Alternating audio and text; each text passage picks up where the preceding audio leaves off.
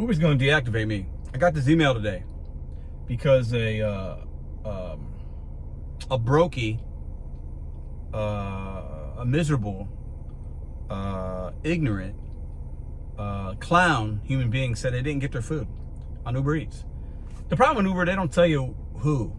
And I actually kind of like that. I think it's safe. I got to give them a little credit. They shouldn't tell us like what customer, because some people go back to the homes. So I get it. But I've had no issues with Uber. No issues. No issues at all. None. I've had a couple maybe hand-to-me's in the last couple of weeks, I guess. And most of them you leave it at the door, you take a picture. But this has happened, I don't know, 4 or 5 times. And the email you get, which is just generated, tells you could be deactivated. So what? If it happens again, I'm deactivated? It doesn't tell me how many times. It doesn't tell me. No information. It's interesting because I made a video talking to Uber support because there was an issue with a merchant, and I kind of went off on them, but then apologized. And I showed you guys how you can get your full payout if you ever go to a place and it's not open. Some of y'all thought I was going to get deactivated for that. Looks like it's going to be the broke, ignorant human beings that want to scam the system. Those are going to be the people that are going to come after your boy. Now, it's interesting because I made a video yesterday that a lot of you guys seem to enjoy. And I'm not going to take the channel in that way. That's not what we do here. But I talked about DoorDash and Dante London and how a lot of people on the internet think they're scamming individuals, they're lying, and they're playing games and playing with people's emotions, and they're just entertaining on YouTube. But really they're scamming. It's my opinion. They're kind of scamming. They're being not genuine, and they're being, karma's catching up to them because they think you get some YouTube checks and it makes you popular like you're a celebrity, and you're not, because celebrities sometimes have things to fall back on. They don't have anything to fall back on but YouTube, and then that check will continue to go down the more that you try to scam people online.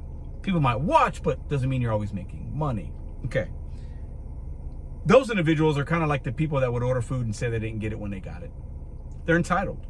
They want something for nothing. They think they're entitled to something. Those kind of human beings, they get me. They get me fired up. Now, if I get deactivated from Uber Eats because a miserable human being says they didn't get their food, it is what it is. There's nothing I could do. I don't know if they have some kind of pre-arbitration phone call like Spark. I should be hearing from them any day now. But it is what it is. We see Uber rideshare drivers get deactivated because a passenger said that they did something wrong when they didn't, because the passenger simply didn't want to pay for an expensive fare, maybe. You know, because with Uber, there's like surges on the rideshare side. It could be like a $60, $70 fare coming from a ball game. But if you complain enough and say that driver was drunk or he said something inappropriate, Uber might just take care of that expensive ride home for you at the cost of somebody losing their possible main income or livelihood to provide for the families. Human beings are despicable, diabolical, and disgusting. Not all. Most people are great. But people like this, playing with somebody's livelihood, man, it's wild. And if I get deactivated, because hey, I did one Uber today for $6. It was a Chick-fil-A. It was like quick. It took me like 10 minutes. If that person, and it could have been that individual, I don't know, there was like a $3 tip on there.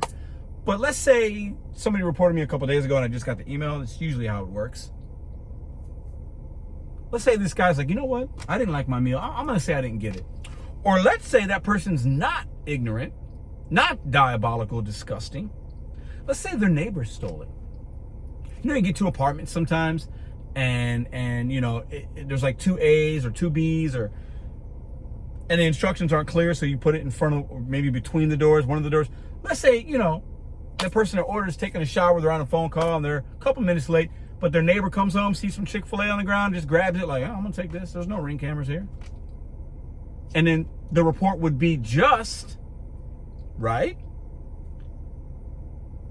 But you'd still possibly lose the way you earn.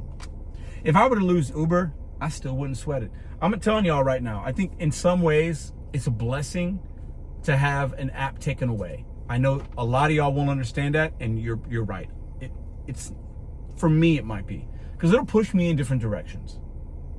It'll put, I've been doing Instacart, killing it. My carrier orders this week and last week been pretty good. Roadie been better. I don't need any one app. I don't. Neither do you. A lot of us, we get comfortable knowing what we don't know. And we stay comfortable doing something that's good, staying in a wage or salary that we just think that we're okay with. Not realizing that many of you, including myself, might be selling yourself short. And sometimes a deactivation, a wrongful one at that, is a nudge and a push you need to put you in a different room, put you in a different direction, put you in a different mindset. So Uber, have better protections for your drivers. Because the more these things happen to me and other people, the more I'm going to get loud about it.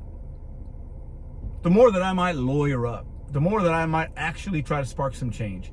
Because a lot of people maybe might not be as fortunate and grateful that I am. Maybe, I don't know your situation, but losing an app can be devastating for some, for many. The companies have to do a better job. And you broke poor people scamming the system. Stop scamming. Stop doing it. Karma will always come up to you. It will catch you up. And I hope, I don't wish ill will on you, but I hope your food, when you taste it after you report it, I hope you get sick a little bit. Just the appropriate amount of karma. I hope you get ill and you have to miss a day or two of work and you can't earn. I hope that happens. And maybe that will be like, oh man, maybe I shouldn't have done that. Maybe that's my karma. I think that's a fair trade. Not even fair, but that's appropriate. I don't wish anything, I don't wish harm on you, but I wish maybe you get a little bit sick, because you do deserve that.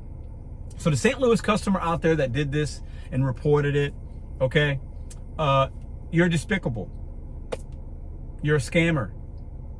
You're no better than the content creators I talked about yesterday, the people that scam in other countries trying to take some senior citizens' benefits away or milk their bank account. Hey, like I said yesterday, just work for a living. Try that.